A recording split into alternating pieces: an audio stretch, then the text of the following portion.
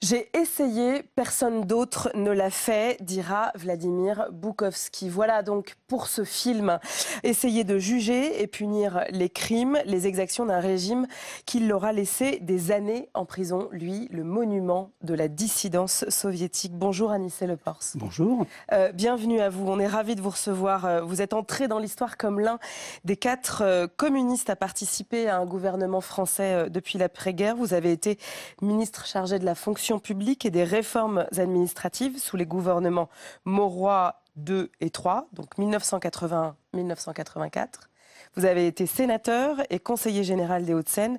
Vous êtes ancien membre de la direction générale du Parti communiste français. Vous l'avez quitté en 1994. Vous y êtes entré en 1979. Quel souvenir vous gardez 58. En 1958 Oui. Ah bah écoutez, vous voyez, j'avais pas les bonnes notes. Bon, je suis désolée, en 1958. Quel souvenir vous gardez de la chute du bloc communiste? Comment est-ce que vous avez vécu cette période? J'ai vécu le fait d'amener le drapeau rouge sur le Kremlin et de le remplacer par le drapeau tricolore de l'Union soviétique. Et je dois dire que je l'ai vécu avec une certaine émotion. Parce que je me suis dit que, en dépit de toutes les critiques que l'on pouvait faire, il y avait là une grande tentative que je qualifierais de prométhéenne qui se terminait. C'était la fin de l'histoire? C'était la fin d'une histoire, en tout cas. Vous savez que René Rémond, ce grand intellectuel catholique, a écrit un livre qui s'appelle Repères sur le siècle, en 2000. Et il fait débuter le siècle en 1917 avec l'Union soviétique et il le fait terminer en 1991. Autrement dit, il pense, lui, que le XXe siècle a été marqué par l'épopée communiste. Alors on ne peut pas rester insensible devant une épopée qui se termine. Et comme j'y avais participé activement, eh bien, je dois dire que j'étais ému. Vous étiez ému? Il y avait de la tristesse? Oui, que c'était ce qui dominait, en tout cas, oui.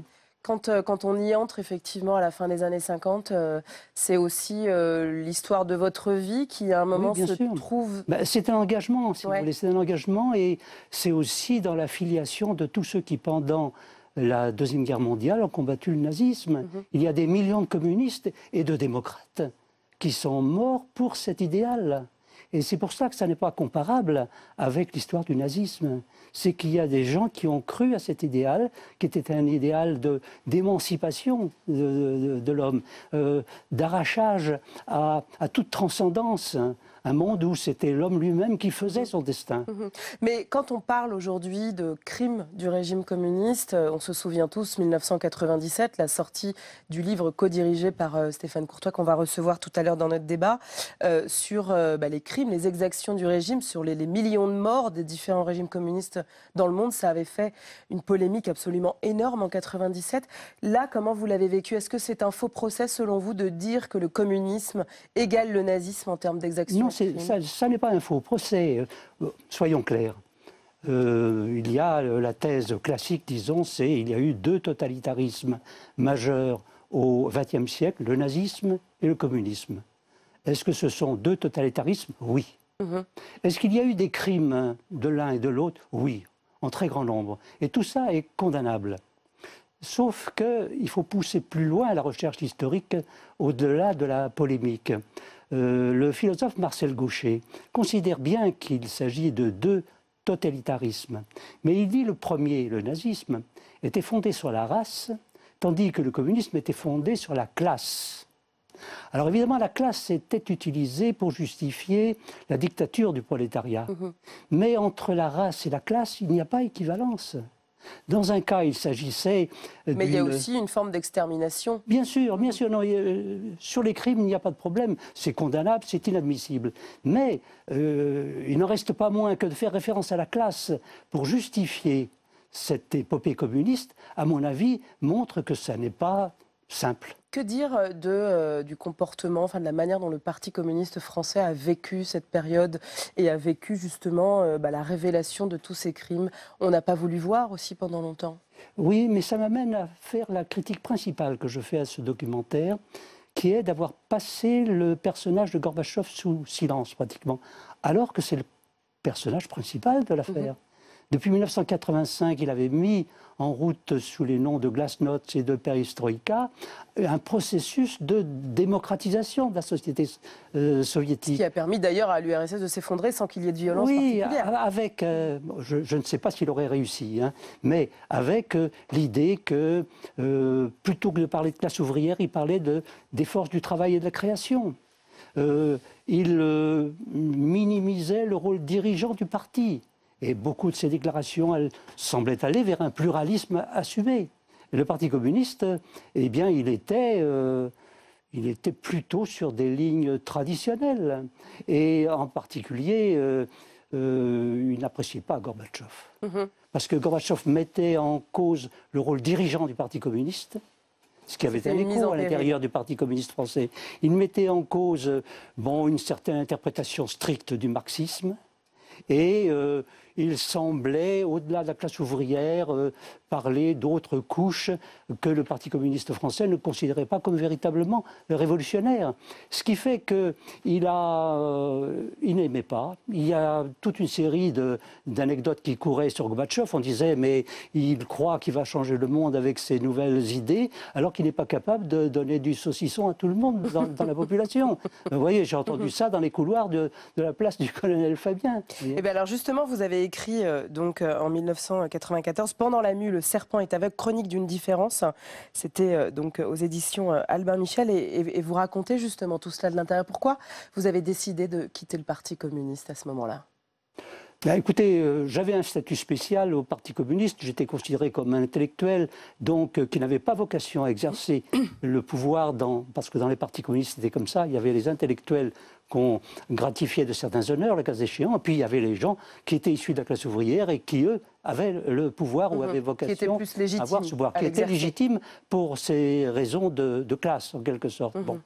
Donc j'ai développé une contestation sur laquelle j'avais des atouts parce que j'ai toujours eu un métier à côté.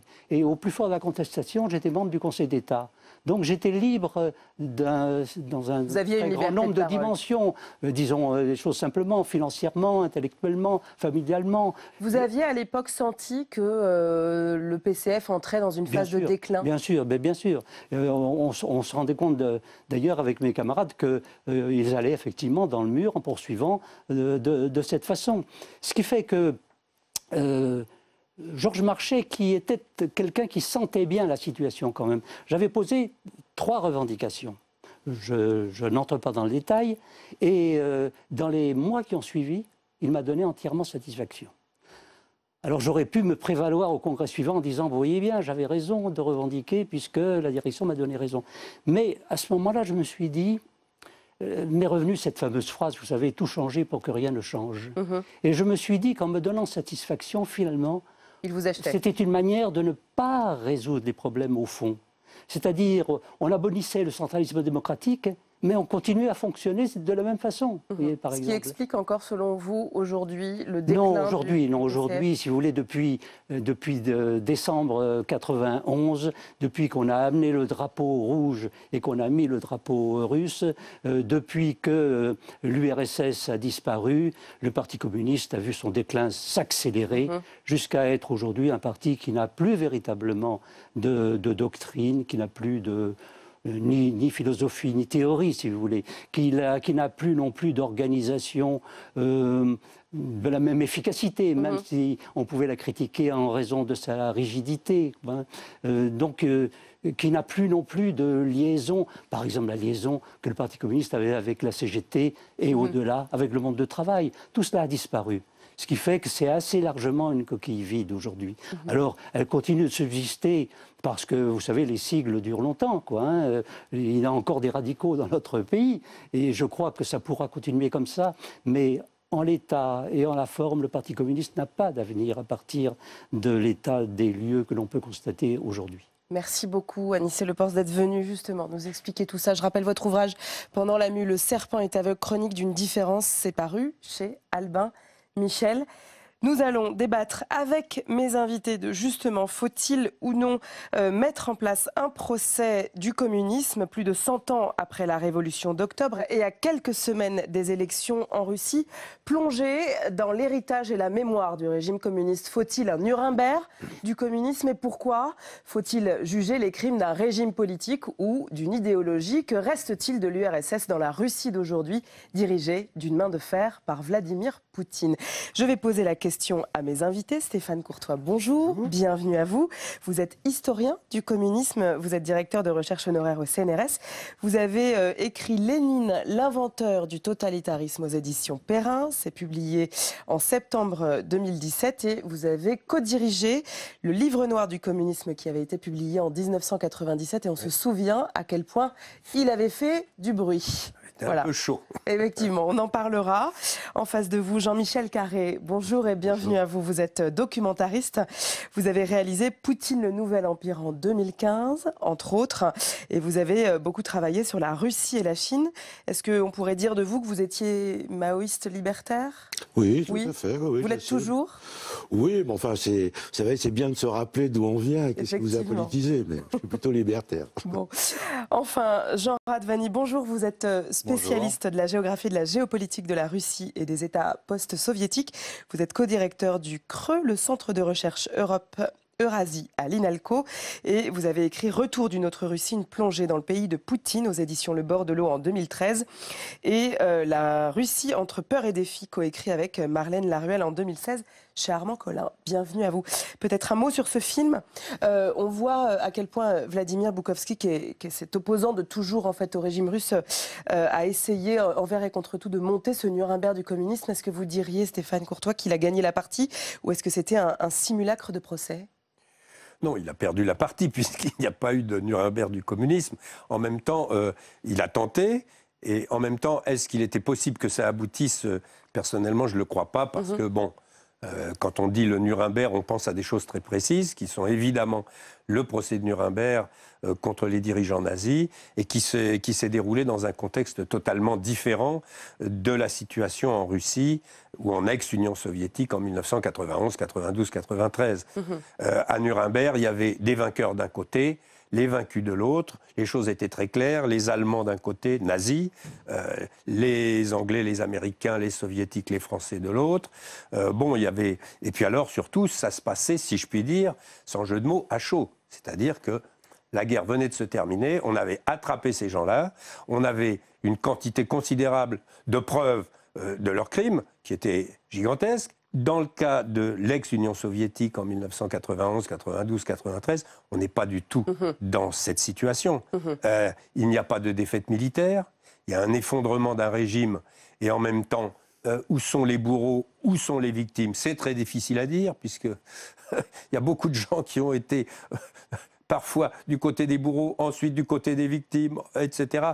Donc c'est vraiment très difficile à dire. Et puis, on était beaucoup moins à chaud qu'en 1945 pour le nazisme. En 1991, tous les vieux dirigeants, Lénine, Staline, Kirov, Molotov... étaient déjà morts depuis longtemps. Zhukov, tous étaient tous morts depuis longtemps, même si on aurait pu en rattraper un ou deux qui à 90 ou 95 ans étaient encore dans leur dacha. Là aussi, on aurait été dans un simulacre de procès. Jean Radvani, vous êtes d'accord ? Oui, c'était très difficile à faire à ce moment-là. Peut-être ça aurait été autre chose si Khrouchtchev avait décidé de faire un procès en 1956, au moment du 20e congrès. Parce que là, la question s'est posée. Il y a eu une dénonciation des crimes, enfin de certains crimes de Staline. Il y a un certain nombre de gens qui ont été tués, Beria, mais pas de procès. Ils ont pris une autre voie, en fait. Ils ont décidé autre chose. Et donc en 91-92, le pays, le système s'effondre, l'URSS disparaît, mais ils ont énormément de problèmes à régler et au fond, ils sont eux-mêmes divisés parce qu'il y a ceux qui, effectivement, veulent faire le procès du système, du régime, et il y a beaucoup qui sont empêtrés dans dans ce que sont les contradictions de ce système, dont ils ont à la fois, certains en ont profité, ils se sentent eux-mêmes en partie responsables, coupables, mais et rapidement, en fait, au moment où Bukowski, moi je respecte beaucoup la figure de Bukowski, parce que c'est quelqu'un d'assez extraordinaire, effectivement, dans sa persévérance, dans la façon dont il a mené les choses, dans ce qu'il a réussi à obtenir. Il n'a pas obtenu le procès, mais de sa ténacité, on a un certain nombre de documents. Il y a effectivement les archives. Voilà. C'est le seul les archives, ça c'est très important pour les historiens, parce qu'il y a eu une période courte d'ouverture réelle des archives. Bukowski a attiré beaucoup de choses. Les gens de Mémorial, on cite Mémorial à plusieurs reprises dans le film, c'est un organisme très important qui est aujourd'hui sous pression à Moscou, dans le système, qui joue un rôle très important à la fois dans l'histoire de l'URSS, du stalinisme, et dans un certain nombre d'enjeux actuels en Tchétchénie et ailleurs. Jean-Michel Carré, en quoi est-ce que c'est important en fait de réaliser potentiellement un procès autour de ce régime ? Je pense qu'il y a plein d'endroits où ça pourrait se faire. Si on parle de la Chine, c'est la révolution culturelle, c'est Tiananmen. On aimerait bien un jour que ça puisse se passer, mais il y a encore des gens vivants. Et enfin, c'est très, très compliqué. Mais en fait, c'est toujours important d'essayer de reprendre ces archives. Et c'est vrai que Bukowski, quand j'avais été l'interviewer pour le premier film Système Poutine, il avait rencontré, enfin, il y avait un jeune qui suivait un peu sa démarche, qui lui avait amené les nouveaux documents secrets. Lui, on avait découvert avec Gorbatchev, parce qu'à un moment donné, on l'avait laissé faire, on ne sait pas comment, mais il avait en effet sorti des documents tout à fait étonnants pour éclairer l'histoire. Et en même temps, je pense que ce qui est bizarre, c'est qu'on dit, c'est vrai, ils ont perdu, il n'a pas pu vraiment le faire. Mais ce qui serait intéressant, ça pourrait être fait encore aujourd'hui. Et pourquoi ça serait intéressant ? Parce que Poutine, il s'appuie sur quoi aujourd'hui ? Il s'appuie quand même sur le tsarisme, sur le stalinisme et sur l'orthodoxie. C'est quand même...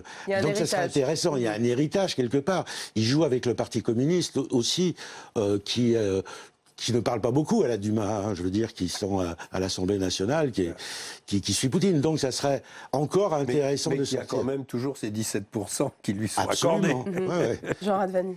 Oui, il y a quand même, je voulais ajouter quelque chose à propos de Nuremberg, puisque c'est le titre qui est donné au film. C'est que Nuremberg a été un élément très important qui a été rappelé sur la dénonciation du nazisme, les crimes de guerre, où on a commencé à parler de crimes contre l'humanité. En même temps, Nuremberg, ça n'a pas fini l'histoire.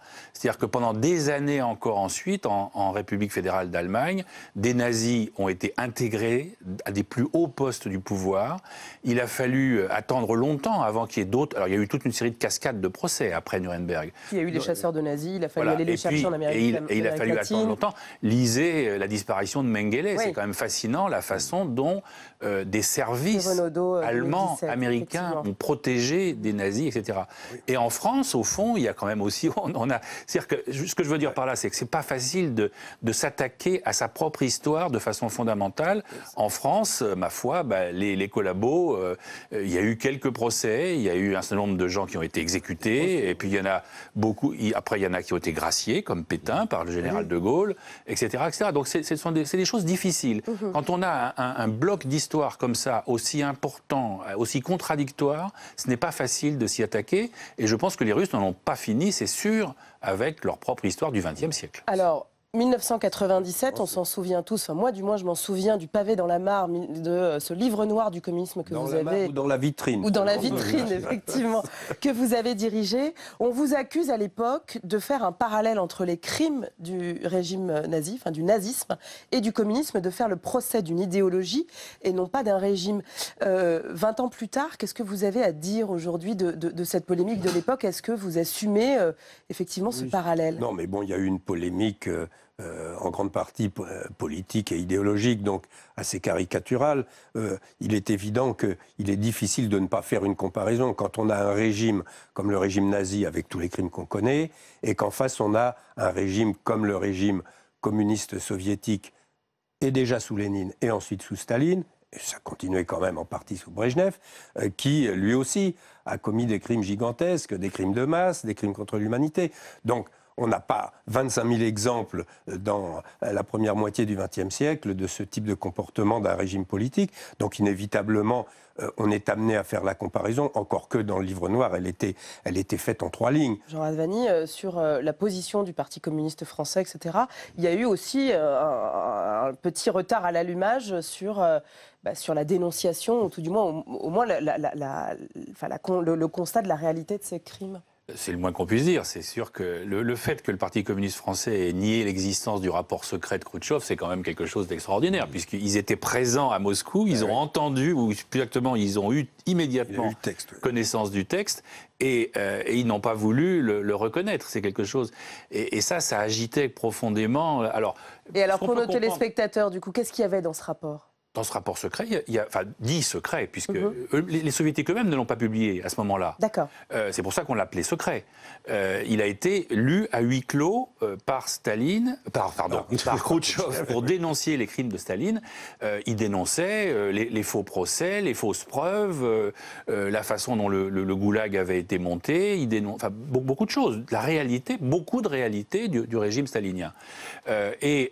Alors, bien sûr, pour les communistes français, c'est quelque chose qui cassait complètement toute une construction idéologique qui était liée au début du Parti communiste français, qui était liée aussi à la façon aux liens économiques, sans doute, financiers, qu'on a révélés ensuite. Organisationnels. Et aussi sur le rôle de l'URSS pendant la Seconde Guerre mondiale. Il y avait toujours cet argument que Staline avait quand même, l'URSS de Staline avait quand même participé à la victoire finale contre le nazisme. C'est une chose qu'il ne faut pas oublier. Après 1945, le prestige de Staline est gigantesque, mais pas seulement chez les communistes, chez les gaullistes, partout. Ils ont libéré l'Europe de l'Ouest. Voilà, donc quand Khrouchtchev fait son rapport secret, effectivement, c'est là aussi, c'est plus qu'un pavé dans la vitrine, c'est un pavé beaucoup plus important que le livre noir, puisque c'est le chef du communisme soviétique qui lui-même casse une partie de la vitrine. Le rapport a été lu, il a été diffusé à l'intérieur de toutes les cellules du Parti communiste soviétique. Dans toute l'URSS, on a lu le rapport, il y a eu des discussions. Ça a été un choc considérable quand même, qu'on puisse dire cela. Et ensuite, 61, le congrès d'après, où là on décide de déboulonner toutes les statuts de Staline dans toute l'URSS. Il n'en restera que une poignée. On a donc dissous un régime en 91, mais on a globalement laissé les anciens dignitaires de ce régime prendre les rênes du nouveau. Jean-Michel Caron, en fait, on n'a pas changé d'air à ce moment-là ? Il y a eu, généralement, sous Helsinki déjà, il avait vu le problème du KGB, donc qui va essayer d'écraser, parce qu'il y a un danger dans le KGB et plus grand-chose. Et il y a Poutine, à un moment donné, qui vient au pouvoir. Et lui, c'est un ancien du KGB, donc le FSB aujourd'hui, et il va redonner toute sa puissance à cette organisation qui était quand même redoutable par rapport au Parti communiste, avec tous les noms différents qu'il a eu depuis la Révolution d'octobre. Donc en fait, il y a un retour, c'est ça qui est très étonnant, de voir une personne comme Poutine essayer de reprendre en même temps des restes, et comme vous le disiez, 17% en effet de vote des communistes aujourd'hui. Régulièrement, il y a quand même des manifestations, des groupes avec les gens, avec le portrait de Staline et tout ça. Donc, je veux dire, ça existe. Ça, c'est ce qu'il y a dans l'âme russe, un peu, c'est les souvenirs. Alors, justement, je vais vous donner la parole. La Russie a célébré le 2 février dernier les 75 ans du triomphe soviétique dans la bataille de Stalingrad, donc tournant majeur de la Seconde Guerre mondiale et symbole de la fierté retrouvée et du patriotisme que veut incarner Vladimir Poutine, en campagne donc pour un 4e mandat. Il est sur la place de Volgograd, nouveau nom de Stalingrad. On l'écoute. Les défenseurs de Stalingrad nous ont laissé un grand héritage. L'amour de la patrie, la volonté de défendre ses intérêts et son indépendance et la capacité d'être fort face à toutes les épreuves. Alors Jean Radvani, est-ce qu'on peut dire que la grande Russie que veut Vladimir Poutine est une forme de résurrection de l'URSS d'antan ? Non, je ne crois pas. Je pense qu'il ne faut pas se tromper d'analyse. C'est-à-dire qu'on a aujourd'hui une Russie différente. Ce n'est plus l'URSS, ce n'est pas la continuité. Il y a eu une vraie rupture et il y a une vraie rupture. il y a une rupture sur le plan économique, sur le plan politique. Les Russes peuvent voyager dans le monde sans visa de sortie. Il y a vraiment des choses qui ont changé. Ce n'est plus un pays socialiste planifié, c'est autre chose. Alors, c'est pas une vraie démocratie. Voilà. C'est pas une bien sûr. Ça n'est plus un régime totalitaire. Ce n'est pas une démocratie au sens européen, occidental du terme. Ouais, là, on est dans une querelle de définition. Il y a un terme extraordinaire, il appelle ça la démocratie dirigée. Quand il était.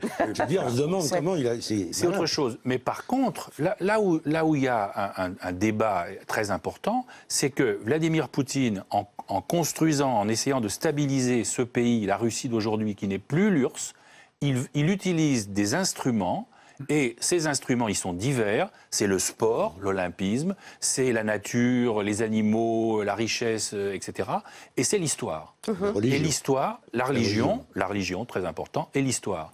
Et dans l'histoire, il ne veut pas choisir. Il veut glaner dans toutes les périodes de l'histoire de la Russie ce qui lui paraît de nature à consolider la société russe, la fierté, la stabilité de la population russe. Et donc il prend des choses dans le régime tsariste, il prend des choses dans le régime soviétique, y compris dans la période stalinienne, et il prend des choses dans toute la durée de l'histoire, et il veut intégrer tout cela.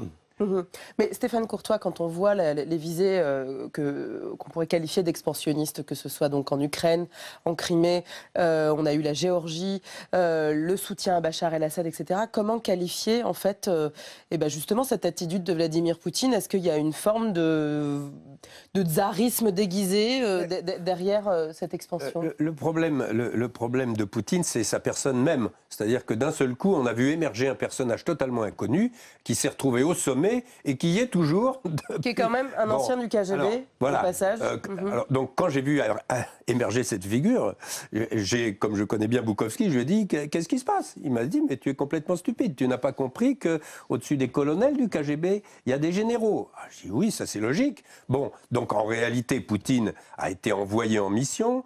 C'était une marionnette, il est devenu marionnettiste. Attention, une marionnette, c'est toujours pareil, les marionnettes peuvent échapper. Moi, je sais très bien que... Non, ce n'était pas une marionnette. Parce qu'il était premier adjoint du maire, réformateur Sobchak.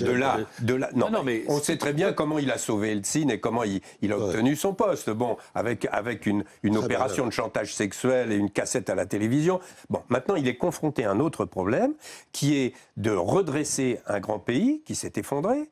Et dans ce cadre-là, il a effectivement ce problème de reconstituer une espèce de fierté russe. Ça y est, il faut que les Russes retrouvent une identité. Parce que les Russes, ils ont quand même vécu 74 ans de soviétisme qui, si on regarde objectivement en tant qu'historien, c'est un désastre. Sur le plan économique, c'est un désastre. Sur le plan écologique, c'est un désastre. Sur le plan culturel, etc. Bon, je ne parle même pas des morts. Bon, des millions de morts.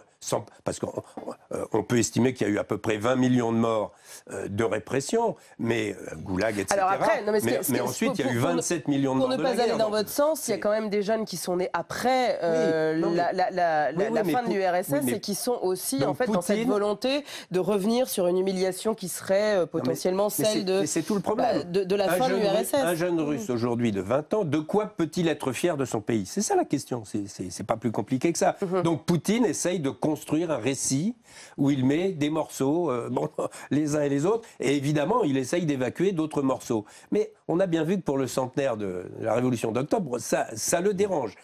Il n'est pas venu sur la place rouge. Il a, si je puis dire, une sainte horreur de Trotsky, et une sainte horreur potentiellement de la Révolution, j'imagine. Et de Lénine, parce qu'il considère que ce sont des gens qui ont détruit la Grande Russie. Sur la mémoire de l'URSS, sur la mémoire soviétique, sur le fait qu'on ait encore aujourd'hui des difficultés à poser le bilan de ces 70 ans. Vous parliez des jeunes, et c'est intéressant, parce que pourquoi les jeunes? Alors il y en a, en effet, par rapport à leurs parents, et tout ça, qui sont très fiers. On l'a mis dans la tête, Staline, tout ça, c'était formidable. Mais de fait, c'est vrai qu'ils ont besoin d'une histoire et d'être fiers. Mais en même temps, c'est la modernité, ce que disait Jean. Alors, c'est pas la suite de l'URSS. C'est que Poutine a su moderniser les choses, à faire cette démocratie dirigée, que les gens puissent voter. Plus ou moins légalement, comment ça se passe. Mais il y a une ouverture. Je veux dire, on n'est plus, en effet, dans l'URSS, quand il y allait il y a 20 ans, c'était plus du tout la même chose. Donc les jeunes, en même temps, après, il y a quand même un rapport à l'opposition qui est particulier. Et c'est... En termes d'ouverture, on n'y est pas non plus. C'est pas un encore. état de droit, hein, ça c'est sûr, et c'est pas ni pour la presse ni pour la justice. Je voudrais revenir d'un mot, puisque vous posez la question de cette histoire. Je me souviens très bien, j'étais à Moscou en 92, 93, 94, dans les archives. On pouvait rentrer. Et j'étais avec notre collègue Nicolas Werth, que vous connaissez bien. Bon, et nous apprenons... Qui était co-auteur de votre livre. Co-auteur et qui est un de nos principaux spécialistes d'histoire de l'URSS en France, bon, qui avait publié aux presses universitaires de France, dans quelque chose de très académique, une histoire de l'URSS. Bon, il se trouve qu'en 94, les Russes eux-mêmes, n'ayant plus de manuel d'histoire de leur pays pour le XXe siècle, puisque tous les manuels étaient des manuels purement soviétiques, et ça ne pouvait pas continuer. Hein, on les mettait tous à la poubelle, tous ces manuels d'histoire des collèges et des lycées. Il en fallait un nouveau, qui reflète à peu près les choses. Qu'est-ce qu'on a fait? On a pris le manuel de Werth, on l'a traduit, on l'a publié à 1 300 000 exemplaires. Et je crois qu'il a touché 0 copec parce que... bon, c'est pas son affaire. Mais donc ça, c'est... Et Poutine a réagi. 2 ans plus tard, il a convoqué, enfin plus que 2 ans plus tard, dans les années 2000, il a convoqué des séances avec 1500 professeurs d'histoire en disant on ne peut pas continuer à avoir notre histoire faite par des étrangers. Nous devons la faire nous-mêmes. Maintenant... est-ce qu'il aura les gens compétents? C'est une autre affaire. Cette question justement de la mémoire soviétique aujourd'hui en Russie, qu'est-ce que ça représente pour les Russes? Ça représente un débat permanent et une bataille permanente. Oui. Moi j'ai été frappé, je ne sais pas si vous avez vu ça, il y a quelques semaines, il y a eu deux éminents politologues, spécialistes qu'on voit tout le temps à la télévision, Svanidze, qui se sont battus en direct à la télévision lors d'un débat sur la Seconde Guerre mondiale. Et ils se sont battus sur quoi? Svanidze disait Staline avait mal préparé, il avait décapité l'armée, ce qui est vrai. Il avait mal préparé, il savait qu'il y avait les Allemands allaient intervenir, il a mal préparé l'armée. Et du coup, c'est pour ça qu'il y a eu des millions de morts les premiers jours de la guerre, en juin 1941. Et l'autre essayait de minimiser ces faits. Et ils en sont venus aux mains. C'est-à-dire que voilà, l'histoire... C'est le symbole de l'état en fait, du débat en Russie aujourd'hui. Oui, en tout cas, c'est le symbole d'une histoire qui est parfois hystérisée. Heureusement, il y a des vrais historiens, ils sont pas très nombreux, mais ils travaillent. Et donc, on a de plus en plus quand même de documents. Et on ne peut pas... Mais il y a des négationnistes, il y a des révisionnistes, il y a des gens qui nient tel ou tel aspect de la politique stalinienne. Il ne s'agit pas de nier que finalement l'URSS de Staline est arrivée à la victoire et qu'à Stalingrad, les soviétiques ont effectivement vaincu, et c'est un tournant de la guerre, l'armée hitlérienne. Mais il s'agit aussi de voir les défauts de la préparation de Staline et les errements de sa politique. Peut-être dernière question. On a donc une élection présidentielle qui va se tenir le 18 mars prochain. Autant vous dire que globalement, la question de savoir si Poutine va pouvoir va pouvoir démarrer un 4e mandat ne se pose pas. La question qui se pose, c'est plutôt le taux d'abstention. Est-ce à dire que tant que Poutine sera au pouvoir, cette question de la mémoire, cette question de la sacralisation un petit peu de cette période ne pourra pas s'ouvrir? Non mais sur quoi Poutine est en train de reconstruire ce récit? On a eu le même problème en France après la guerre. Le général de Gaulle a sorti un récit magnifique. Bon, tous les Français étaient résistants sauf une poignée de collabos. Le Parti communiste a enchaîné, donc tout le monde était d'accord. Bon, il a fallu quand même attendre 30 ans pour que le chagrin et la pitié interdit à la télévision, etc. Donc c'est des problèmes auxquels tout le monde est confronté. Il y a une temporalité nécessaire pour le deuil en fait d'un régime comme celui-ci. Et le général de Gaulle, pour stabiliser le pays et leur donner un peu de fierté, qu'est-ce qu'il a fait? Il a mis de la morphine, parce que venir faire des grands récits magnifiques sur la résistance, etc., c'est très bien, mais quand les historiens arrivent, ils constatent que oui, on a un petit peu dopé le patient, mais le patient il est toujours malade. Le pays est toujours malade de cette histoire qui n'est pas sortie. Bon, tant qu'on reste dans le déni, évidemment que ça mijote, ça pourrit la situation. Bon, Poutine est exactement dans la même situation. Il sort des éléments qui sont ce que j'appelle de la morphine, c'est-à-dire du gratifiant, Stalingrad, la victoire, bon, ça, c'est pas contestable. Mais il va aussi à Katyn. C'est-à-dire qu'il y a une reconnaissance d'autres... Oui, mais enfin, c'est un dossier compliqué. Oui, Katyn, ça, c'est la façon dont le NKVD, c'est-à-dire l'ancêtre du KGB, a massacré plusieurs milliers d'officiers polonais. Et pendant longtemps, ça a été nié. Les soviétiques, l'histoire officielle, c'est les Allemands qui ont massacré ces officiers. Et finalement, ça a été reconnu d'abord sous Gorbatchev, à la fin de Gorbatchev, et ensuite, maintenant, il y a un musée, il y a une église, parce que il y a deux églises, il y a une église orthodoxe russe, il y a une église polonaise, parce que les Polonais aussi, et c'est malheureusement en allant à Katyn que le président polonais, l'avion s'est écrasé dans le brouillard.